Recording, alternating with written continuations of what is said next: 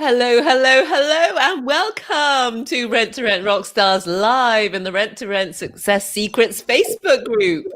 And we are looking at the reality behind the rhetoric, what it's really like to run a rent business. And today we are joined by Rent Rockstar Vincenzo Nola of MetroCapital Lettings. Vincenzo started MetroCapital 6 years ago in London and manages HMOs and single lets all across the city.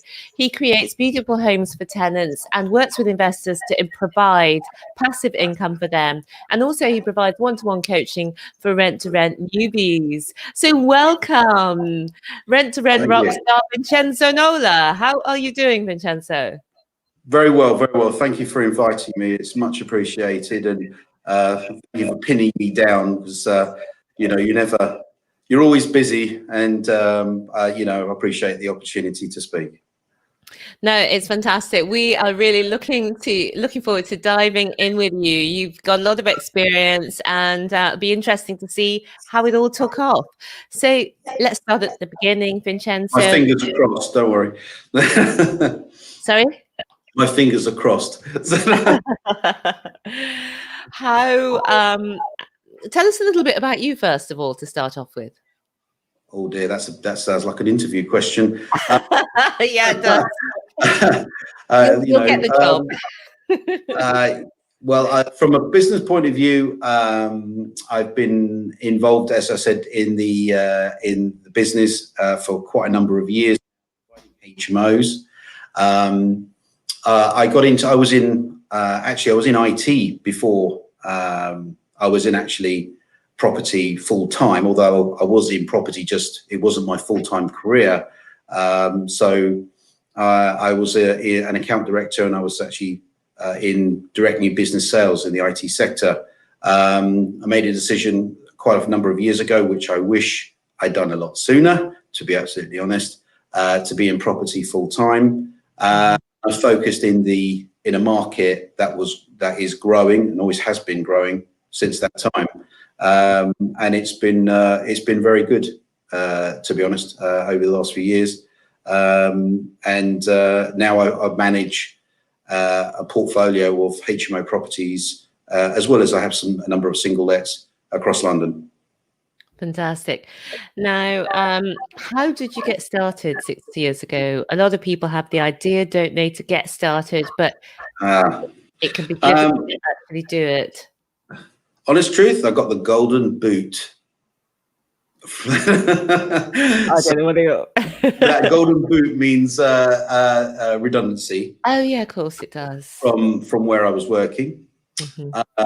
And basically at that time, I decided to take a decision that I wanted to get into the business of my own. And I think it's one of those decisions that you think about quite carefully. And it was just the right time.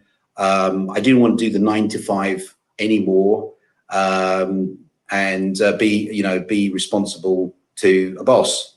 I wanted to build something. So getting started, I was looking for an online opportunities. I was looking around, and the rent-to-rent opportunity weekend came up. And I went along for an event, which was for 2 days. And that's where I created the company. And I really took off from that event. It was a 2-day event, which I, got a lot of information, although you really don't know that as much as you would like to know. But it was enough for me to act. And that's the important thing. I had enough information from that event, and luckily some good people that I connected with, who I'm still friendly with some of them today, to start focusing on finding opportunities and approaching landlords and letting agents for actual properties to convert into HMOs. Wow. So you went to this event, you set up your business at the event, and then afterwards you went straight on and started doing it. Correct. Yes. It took me 7 weeks from that event to signing the contract with a letting agent for my first rent to rent. Wow, that's really fast. And how did you get that first one? How did you contact the letting agents? What were you saying? Okay. Right. So I think a lot of people have a lot of trepidation and they're fearful of rejection. So do I, by the way. I'm not bulletproof, but I know. Your question is, what was I doing? Did you say in a certain degree with them? So I was calling them. I had a script. I was getting on the phone. I was calling them. I did this for some time. And then I actually started to walk into the letting agency, focusing on a number of properties that I wanted to talk about, and walking into the letting agency. What I found is that was far more impactful on face-to-face. Maybe it's just because of my presence, or maybe it's just the way that you can come across more directly with the letting agent in front of you. I think on the phone, you have less impact. That's why I preferred. And I would literally go from one agent to an agent to another one, to another one, to another one. And I would talk to them about what kind of business I was going to do, the types of tenants I was going to deliver. That's the professional level tenants. So I would talk about the story of what I was doing, the kind of relationships I had with corporates to deliver these, like contractors moving for the NHS, the group. Now, none of this was the reality. It was the view that I wanted them to believe, you see, because I had nothing. I also didn't have any 3 years bank accounts. It was nothing. It was just a piece of paper, and I just had some money in the bank and some confidence and a script. So, and I was getting no's, but I was getting less no's when I was actually going forward. And the critical thing that I found getting my first one was really working with the agent to get through to the landlord. The questions I was getting from a landlord was, you're going to have people coming in here every 5 minutes. I said, no, we're not. We're going to professional level tenants. They're going to have a 6 to 12 month contract. So they're going to be here for a long period of time. And it doesn't work for me. Plus I'm going to look after your property, which I did. And I was going to manage that property. That sounds so intriguing. I am curious to know now, Vincenzo, what were you saying on the phones? Can you remember what your script was like? And then when you went in? Oh dear, now you're asking something. Basically, in terms of, I was seeing a property that you have right now. I'm a relocation agent, and I'm looking at this property because I have a number of relationships with corporate companies, and we're looking to place people into these properties, and we're looking to take them on a corporate or company let. At the moment, I'm looking for at least 5 properties right now because we have significant demand. And I'm talking to you, Mr. Agent, and I'm talking to agent number 5, number 4, number 3 up the road as well. So what I'm doing is I'm actually saying, you're not as important to me as you like to think you are, but I'm going to be talking to you because there are other people that if you tell me no, then I'll go somewhere else. So what I'm doing is I'm not coming in with a begging bowl mentality, which is unfortunately I see a lot of people do. And I don't come in with that attitude. My attitude is, if you're going to do business with me, then this is what I'm going to deliver. And it's about putting that forward to an agent, and an agent isn't used to that because they're used to mum and pup or, Mr. and Mrs. walking in for a property. So you've got to elevate the conversation, and that's kind of where I would be going with that kind of position. It takes practice, and I honestly say I was practicing and I was practicing in a room with what was I practicing with some picture on the wall, and I was just practicing it before I went and did it. And I had objections because so I'd know what those objections would be. Well, you know, the landlord doesn't like family lets. Well, you know, I understand that, but maybe he doesn't understand that we could give him a 5-year contract, so we wouldn't have a break, because every 17 months, according to Arla, if you know the information, most letting agents have to re-market. This also makes life easy for you, because you know for the next 3 to 5 years that you'll have a consistent revenue coming in. So what I'm trying to do is, you're in a business where you're trying to field objections, because the person there is got a lot of things in his mind that you've got to get through, and you need to understand those objections. Once you start getting through those objections, then you present your profile. Now, I'm not saying this works 100% of the time, because I've been into letting agents where I remember one where, you know, they just blank said, no, we're not going to do it at all. It doesn't matter what you tell us. You could be the queen, and we're still not going to do it. Okay. And you're going to get no's. Okay. And, you know, you just got to move on to the next one, because I know I'm closer to a yes. That's what you've got to think.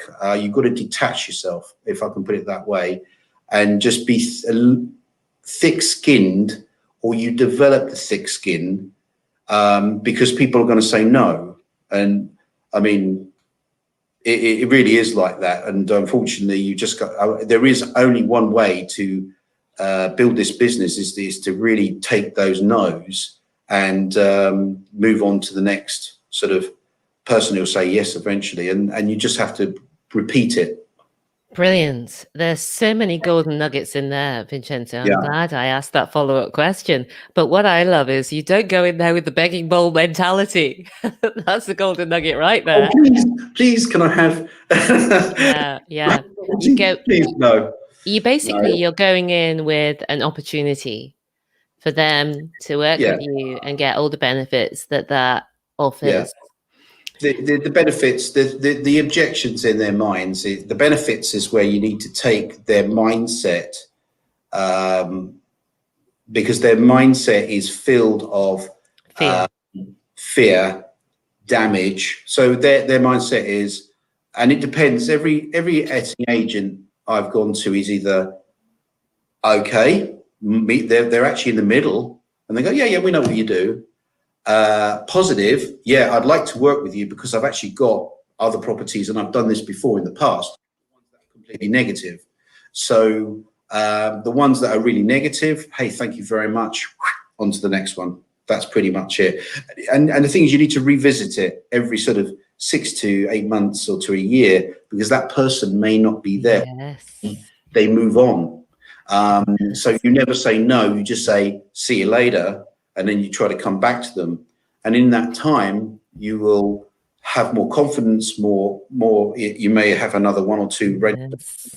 Then you can go in with a different attitude, you see, within that. Again, so the golden nuggets, I love that. Don't go with the begging bowl mentality, and you're speaking the language of opportunity. The other thing that you said that really jumped out at me, practice. So you're just talking to your mirror. Love that. Pretty much. And could have been a Teddy, I can't remember now. So. You're practicing your objections. And the final one I really liked as well is leave the door open, because you don't want to get into an altercation with somebody on the phone. You want to find out whatever. Leave the door open, because in 6 to 8 months, they're going to be in a different place, sometimes literally, but their mind is going to be in a different place. The reason I say this is because I've done it. That's why, because I've been in that situation where I've had a confrontation and it didn't work. So you've got to kind of pull back from that. Yeah. I think we've all been there. But what I'm trying to say is leave the door open, because the person, the actual letting agent themselves might not be there, but also they may be there and think, oh gosh, this guy is still around. This person is not just a fly by night. And by then, as you say, you're more established. You've got your before and afters that you can show them, and they can see your credibility, and then they might come in. And we've had a few. Orion is saying hello. We've had a good evening, and we've also had Lady Fitness. Hi, Lady Fitness, who's saying that she's in the beginning stage of her art-to-art business. And although she's in the legal profession and she speaks with estate and letting agents daily, they still scare her. But I think it's just in this context that you're saying, but you overcame that very well. So give me an idea, Vincenzo, how many letting agents do you reckon that you spoke to before you got your first deal?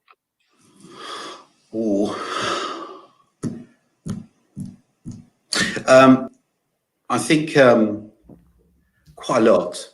And what I did is I put every single one on a spreadsheet, and so what I did is I systemized it. I put them on a spreadsheet.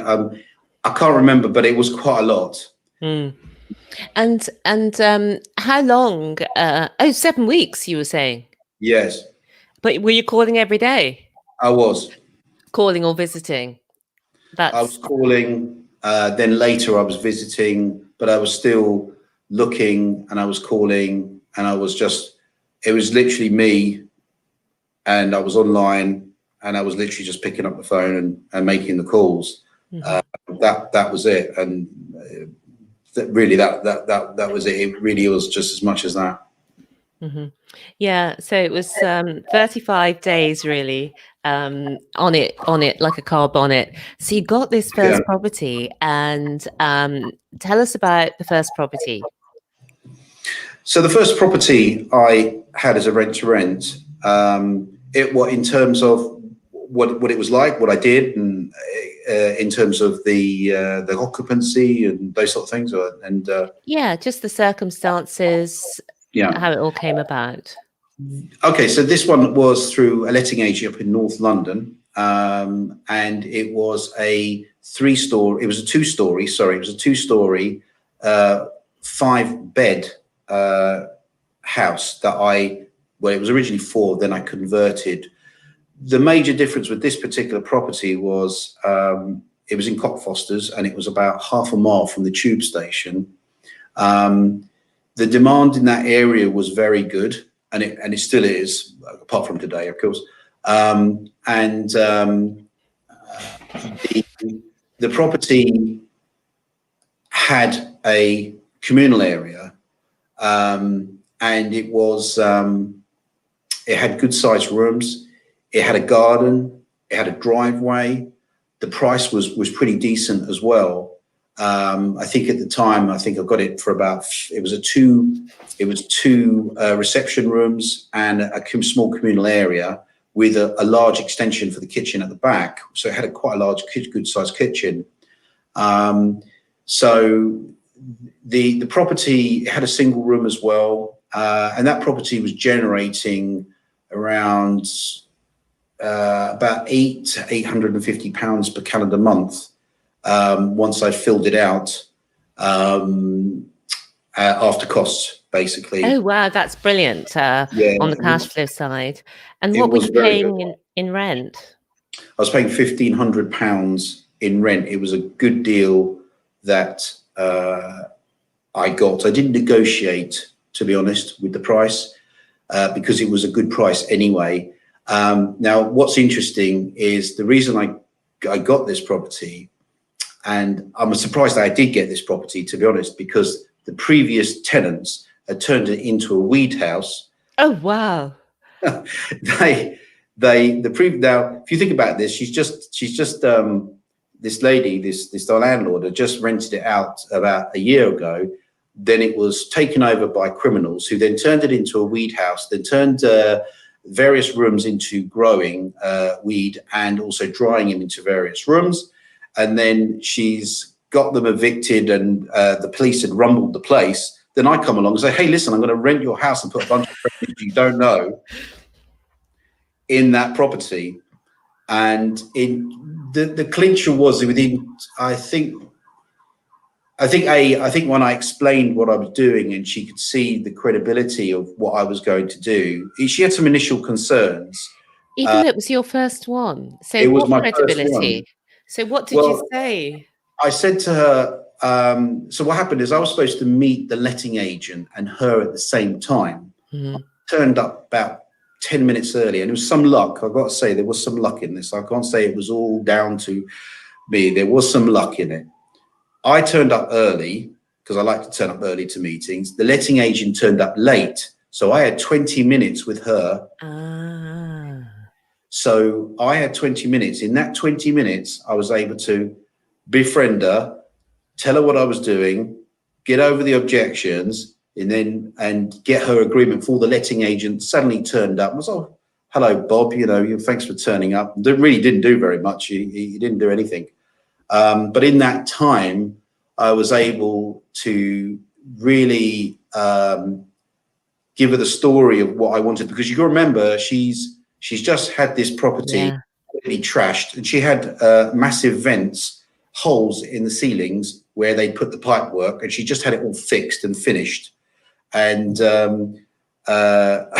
one of the rooms still smelt of marijuana. I had to go and get some. When I put tenants into this room, they complained about the funny smell, so I had to go and get some air fresheners.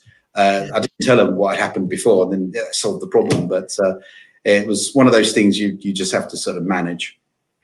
So there's a lot of goodness in there. So first of all, the landlord had already had a bad experience. She worked with you. Basically, I would say, Vincenzo, she liked you. I think that does play a part. Yes, it does play a part. If they feel, if that individual can see your sincerity about what you're going to do about the property, and what your plan of action is, and they answer their biggest worries are you going to damage my property? I trust you with it and what you're going to do with it. If you can cover those aspects in some depth, then they'll feel much more rest assured. And then you say to them, well, hey, listen, I'm going to take your property over for 3 years. And we're going to have a consistent rent guaranteed for that period of time. That's it becomes more compelling to them. It's harder for somebody to push that away in that way. And the other key word that you said in there is trust. She met you and she trusted you to do what you said you were going to do. And I think that's really important. And when you meet somebody, I think you can tell, you get the sense of whether you trust them really, really quickly. So that's brilliant. So you got this first property. It worked like a dream. You were making 850 a month. But tell us about the refurb. Had it just been refurbished? Luckily, it was in, yes, what happened, she did some refurb. I've got to say, it wasn't the best property in the world. And it was of a reasonably decent standard, but I wouldn't say it was, the bathroom could have done with a bit of a refit, to be honest. It was adequate, I think the right word would be. It was adequate, clean, but nothing too amazing. But it was enough for me to visualize what I could do with the rooms, get the right furniture, get the right look, and then able to advertise that and monetize the house. So who paid for the refurb? Because that's another part where people do worry about A, who pays for it, and B, how much is it going to cost? When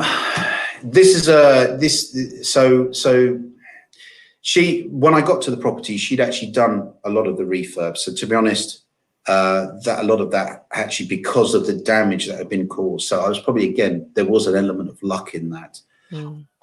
If there is some kind of refurb where I've done other properties, I always ask for half month's rent, at least, maybe 2 months, depending on the situation, because I can say the property is not occupied. So now in the commercial world, if you have a commercial enterprise or a commercial shop, it is very much standard practice to ask for at least 1 month's rent, if not 2, sometimes 3. So I've come from, I'm quite versed in that area as well. So the thing is that to ask, if you ask and I've done this a few times, the chances are they might say yes, some might say no. But if you present the reasons why, then they're literally paying for that money, that refurb, because you're just saving money. That's it. Yeah, absolutely. I think of it as a rent-free period, but on the first ones, we didn't have a rent-free period. No, it's one of those things you don't ask, no. Yeah. So on the first one, approx how much did you actually end up spending, Vincenzo? I think I spent around, I think a good, so thinking about it, now thinking. It's only approx. I think on average, sorry to interrupt you. I think on average with the deposit, the rent, the furniture, probably around £5,000 would be a reasonable sum, maybe a bit more. Probably spent it a little bit more. I'm trying to think. The rooms were £400 to £500 each in terms of, and that's good. I found a really good deal.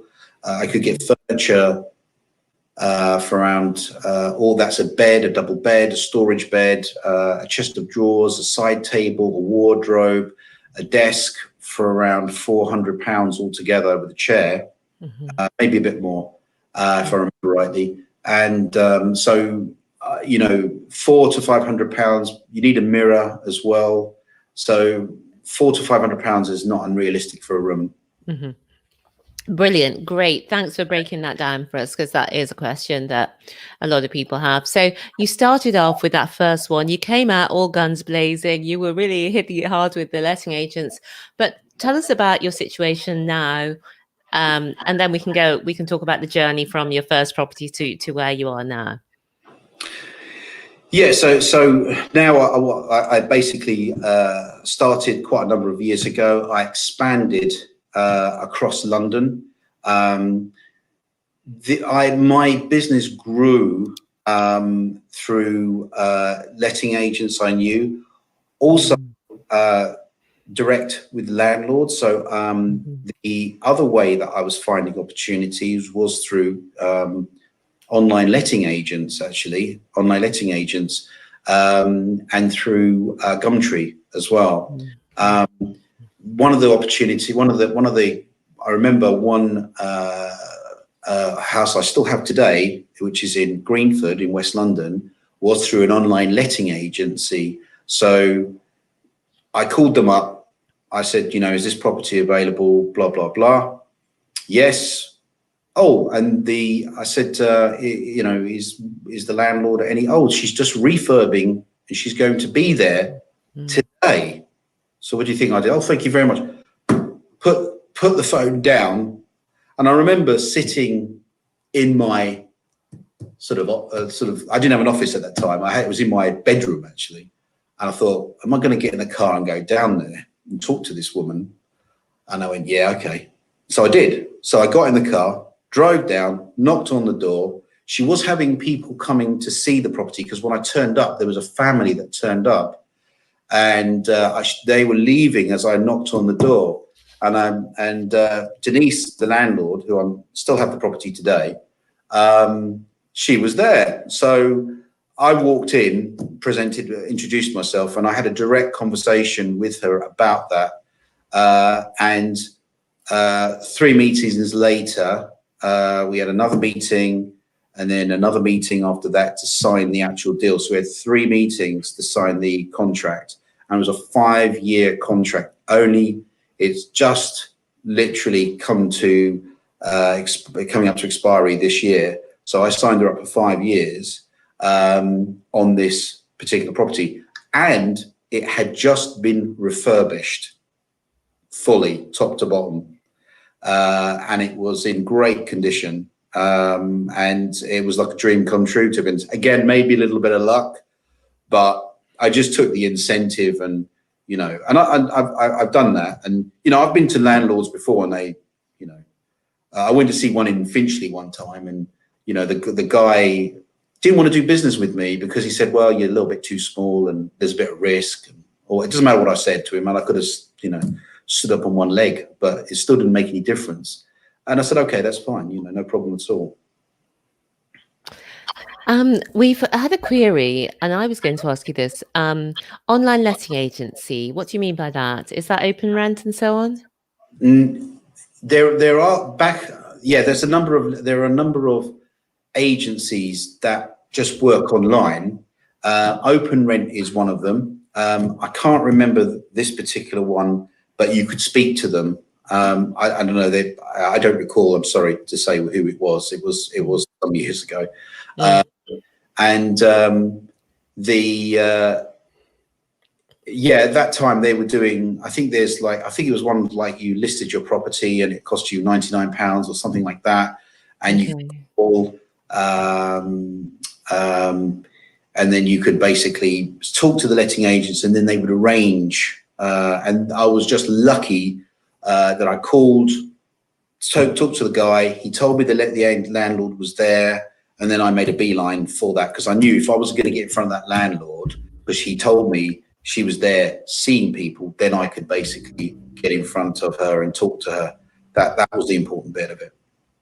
Brilliant. And the other thing I like about this is you're kind of ballsy. You put down the phone, you thought, shall I go over there? And you thought, yeah, I'm going over there. And it did go through my mind. I remember sitting there and I mean, I'm, like I said, I'm not bulletproof, but it's either you act or you don't. And, and it was like, oh God, it's half an hour away and, the traffic, and it goes through your mind and, you wonder whether you're going to get through it, and you just pull yourself out and you just have to go, well, you know what, either you're going to fly or you're going to just burn and just get up off the ground again and try to do it again, really.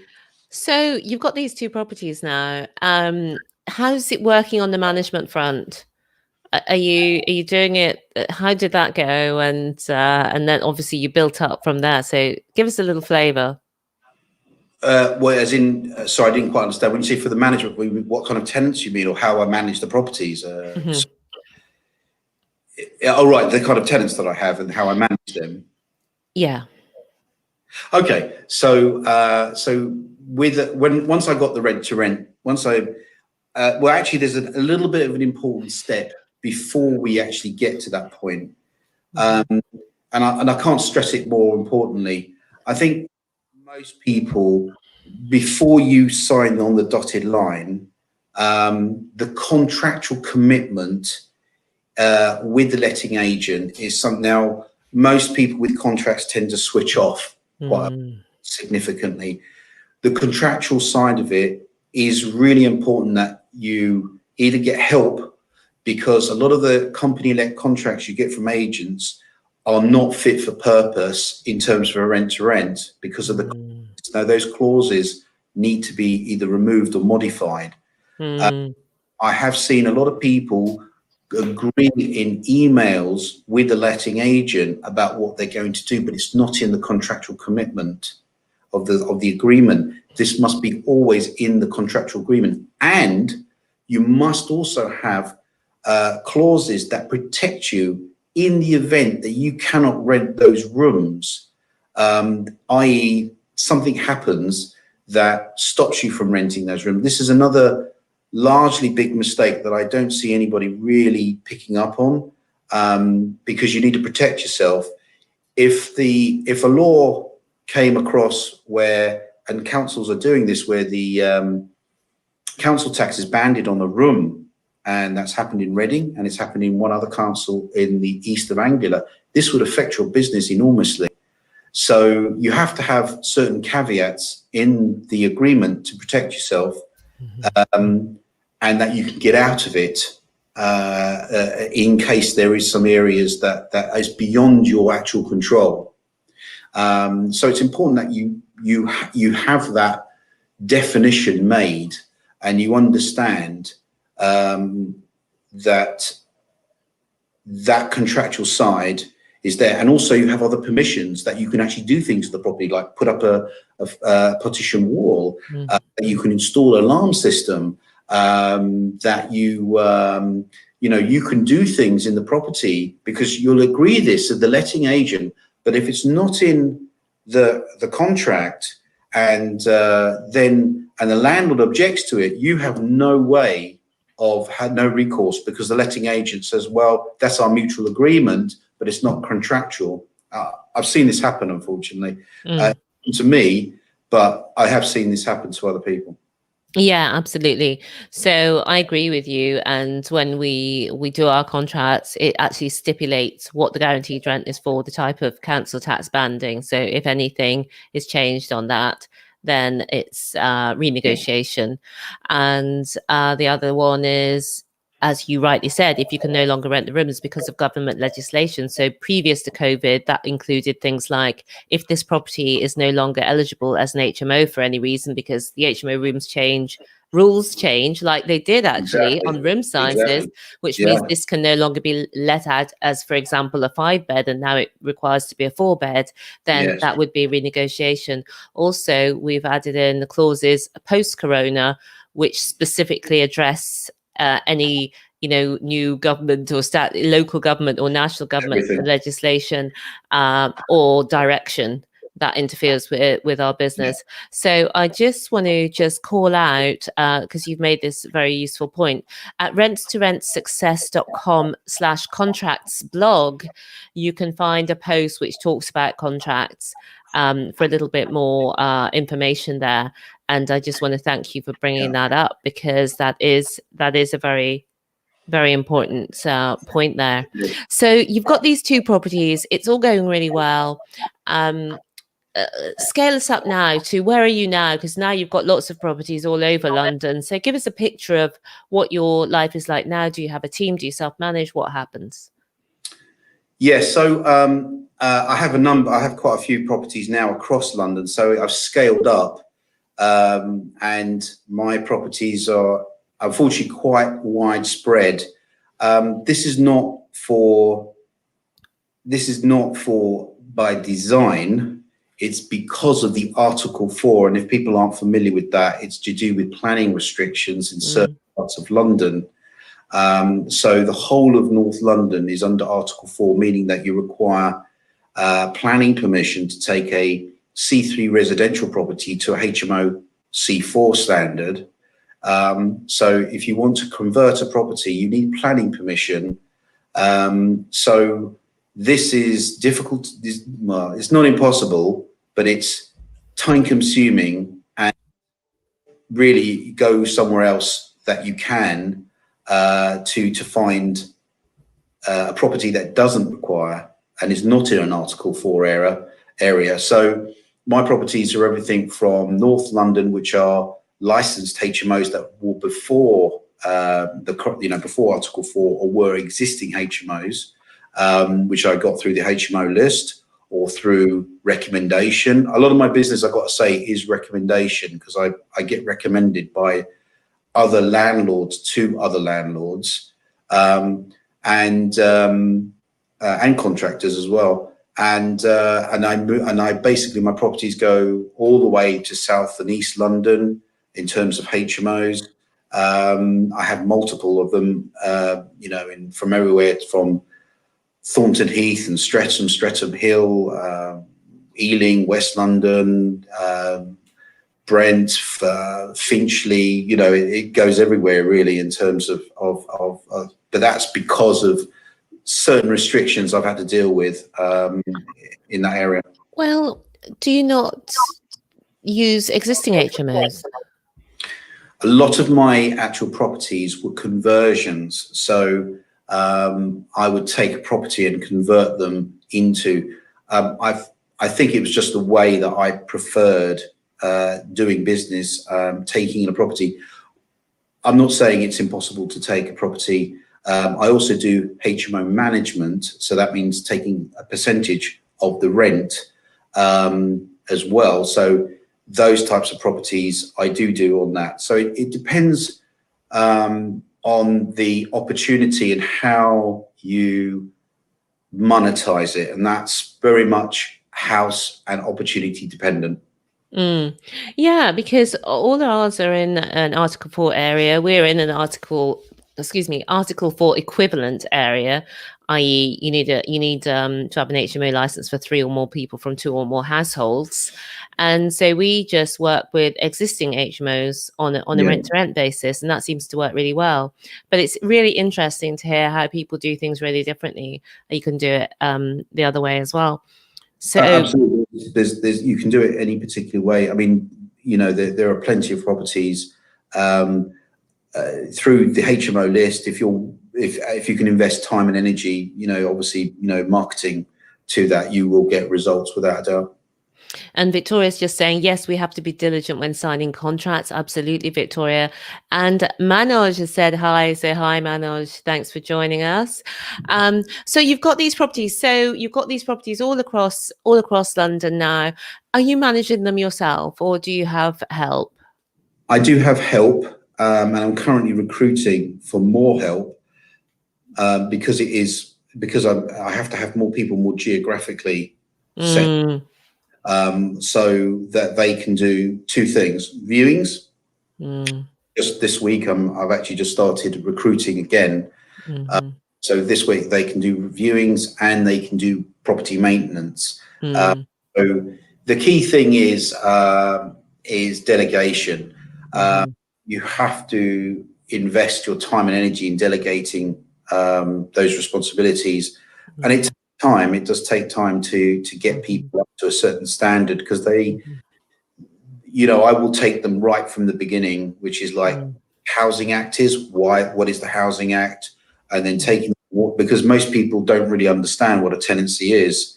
So you kind of educate them and bring them up, and then take them through to a more practical level where they know how they need to do a viewing, how to engage, how to do work, all those sort of things. Have you had staff before, or will this be the first lot? No, I've had staff before. The coronavirus situation affected well, my ability to do things more expansively, but it's a situation, people, because you're in a people business, obviously it became more difficult to do things. Yeah. And did you employ them on a full-time basis or on a contract basis? I'm just really interested how people structure things, because sure, they would be on a contract basis. So if basically I required them, I would firstly train them up, and then I would obviously use them for viewings, property maintenance, and they would get paid a set rate. They get also paid for some level of travel, because I'm asking them to come. They would also get a computer system from me, like a Microsoft Surface, basically, which they'd be able to have access to all of the software that I use, you know, and be able to then do things digitally. So that's the push, really, that you need to delegate and also provide all the technology to deliver. So everything from email to actually digitally signing documents and doing inventories where they can, the tenant digitally signs with a digital pen the actual inventory in front of them. This all needs to be prepared beforehand, but that's very much the push that I've been doing. Fantastic. What software do you use then, Vincenzo? So I've been using writesignature.com for all of my digital signing. So this software, it allows me to upload documents, and then allows me to get them over for like room holding deposit forms or flat holding deposit forms, or assured tenancy agreements.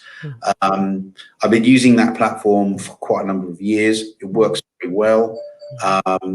I'm now in the process of moving to, at the moment, I'm actually going through a process to actually vet a couple of platforms that I would be more expansive. Property management side is still, it's quite light, but it's good to, with these. What is it you use? Sorry? What is it you use for property management software?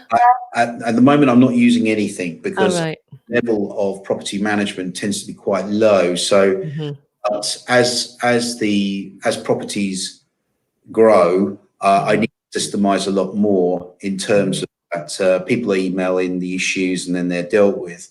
What I want to do is actually systemize that a lot more. Mm, Uh, mm, I also use Zero as well as mm-hmm. accountancy platform. So this has become expansive in terms of the business, and then you can integrate that into other packages. So Zero is very much the, I have a bookkeeper. You need a bookkeeper with a really good one as well, an accountant. So they become part of your power team, because as you grow, you know, you need to track those expenses, and the level of receipts that I have just grows exponentially, and you've got to keep on top of it. Yeah, that's great advice. Thanks. Thanks, Vincenzo. And we've had a question in as well. We can't see the name here, but how has the market been? How has the market been with COVID-19 pandemic? And have you felt impacted by it, Okay. Vincenzo? It's a really good question. Whoever the user is a very good question. I can answer that in a number of ways, and I'll tell you the experience I've had. Has the market been? Yes, it has. What that means is that, so the first thing is people are not moving as much, because the primary motivator for people taking rooms are two. One is personal, one is work. So personal could be that they could be, you know, moving together or moving towards a girlfriend, boyfriend, partner, whatever. The next one is, the major one is work. Now, with the market changing so dramatically, people are staying more at home, and they're not moving to work because they can actually work from home. Consequently, every professional tenant I've had, pretty much most, I would say, except ones, want a desk in the room, or they want to put a desk in a room, and they want to know what speed, if you've got fiber in the property. Because I'll give you an example. I had a Saatchi & Saatchi account executive come the other day, and she said, I am doing Zoom calls all day. We are not allowed in the office until January next year, we've been told. And so I will spend my life on Zoom, which I think is not the best thing to do with your time. But anyway, that's what she does for her work. And she was very much about, what's the bandwidth here? What can I work from here?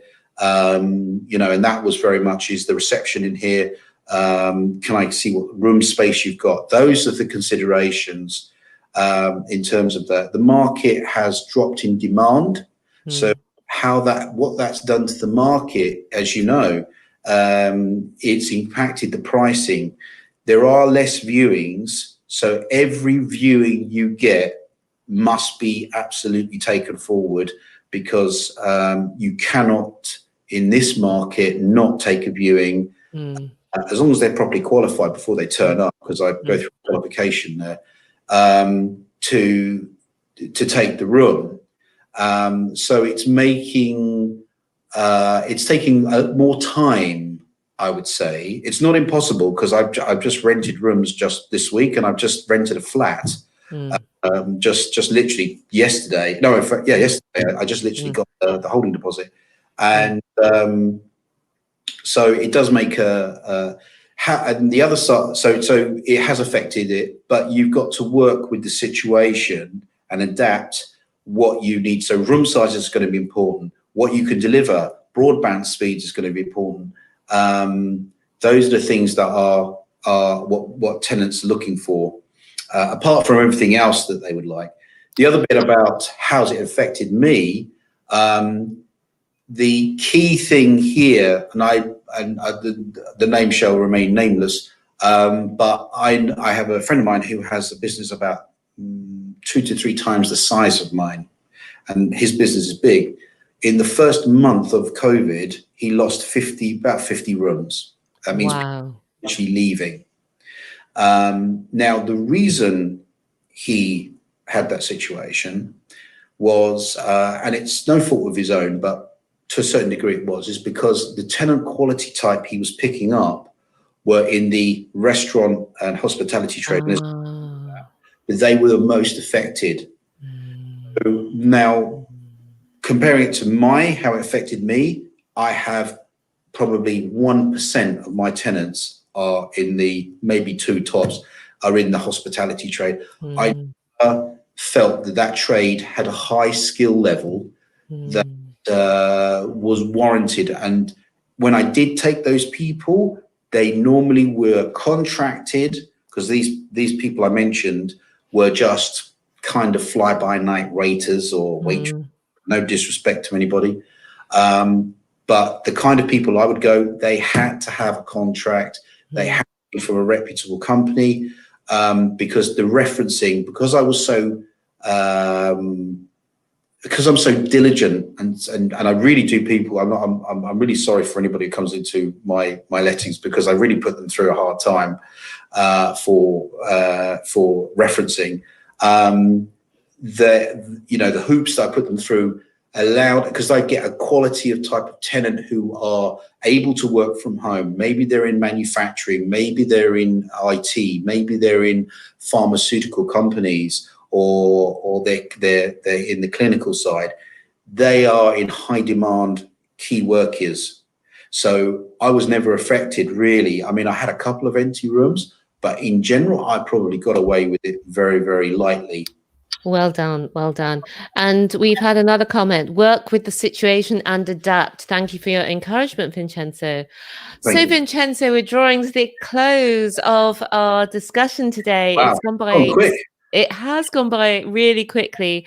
So, Vincenzo, what I'd love to know from you as we close is, what is your advice to people who are just where you were 6 years ago and thinking about getting started? I think you need to, in essence, you really need to actually look at the opportunities, then take action. This is the biggest thing, that if you don't take action and take advice and maybe get trained. Well, firstly, if you're getting started, you need to get training. You need to take a training. You need to understand the business that you're in. That would be the first thing. The second thing is actually pulling the trigger, not thinking too much about the next step and just doing it, because you're going to fall over and you're going to remember those. But but if you fall forward, it's better than not moving at all. So, and it's easy to say, but and also you've got to be consistent in that action, so that you don't allow things to affect you too much. Because I know if I make a mistake, if it's a mistake, it's a small mistake, because I've made some calculation about what I need to do next. And if I've made a mistake, then I know I can correct it. So it's about acting and really just doing it, just continue doing it, get some training, focus on it,